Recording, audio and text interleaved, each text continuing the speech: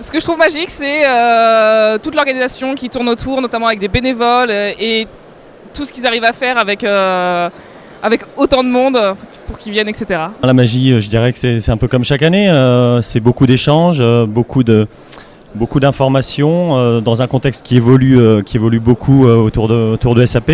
Bien sûr qu'il y a de la magie parce qu'il y a déjà toutes les conférences du matin qui nous apportent des éléments sur notre avenir, l'avenir de l'informatique, et puis tous ces ateliers où on partage avec nos pairs. Une vraie magie, les cocktails de l'USF, des ateliers Rex au top.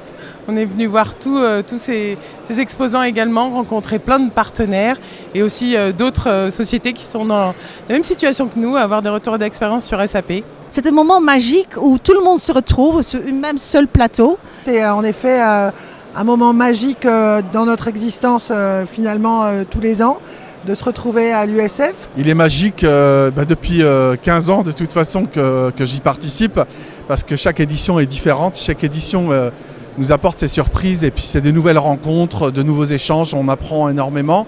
Ce salon, ce qu'il a de magique, c'est qu'il me permet, moi, en 2 jours, de voir à peu près une 50aine de partenaires dans l'écosystème. Le moment mythique pour moi, c'était la première convention. Alors c'était il y a longtemps, puisque c'était à Tours.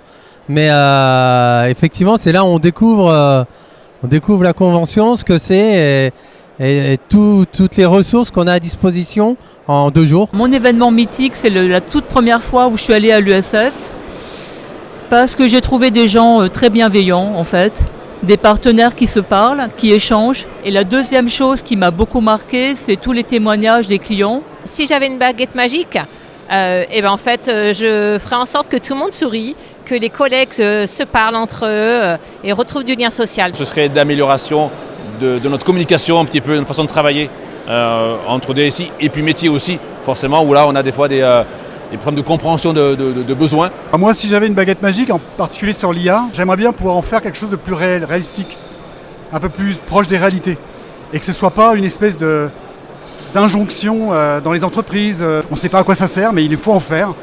Et ça, je trouve que c'est un peu dommage. Alors, si j'avais une boule de cristal, écoutez, l'intelligence artificielle, je la verrais comme un allié, comme un collègue avec qui, en fait, je peux échanger, je peux en fait créer, trouver de nouvelles idées, et comme un partenaire à part entière. Un des gros points de notre métier, c'est de retracer la donnée jusqu'à la source, on va dire.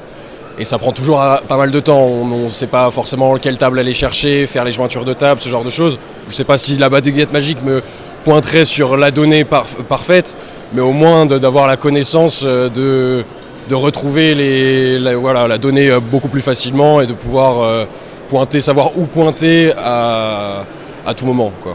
Si j'avais une baguette magique, je ferais en sorte d'avoir instantanément la réponse à toutes mes questions. Je sais pas, je rendrais les gens moins stressés. Avec le sourire et puis un smile pour venir au boulot. En fait, si on n'était pas venu à l'USF, il y a des personnes qu'on n'aurait jamais rencontrées. Donc je trouve ça magique. Très content d'avoir participé à la magie de l'USF. Ah oui, c'était mythique. Et en tout cas, en espérant qu'il y ait d'autres années comme ça. Demain, en 2025, on sera présent évidemment à l'USF. On retrouvera tous nos clients, tous nos partenaires, compétiteurs et plein de tours de magie, je l'espère en tout cas. De plus en plus. J'ai un micro, je n'ai pas de boule de cristal.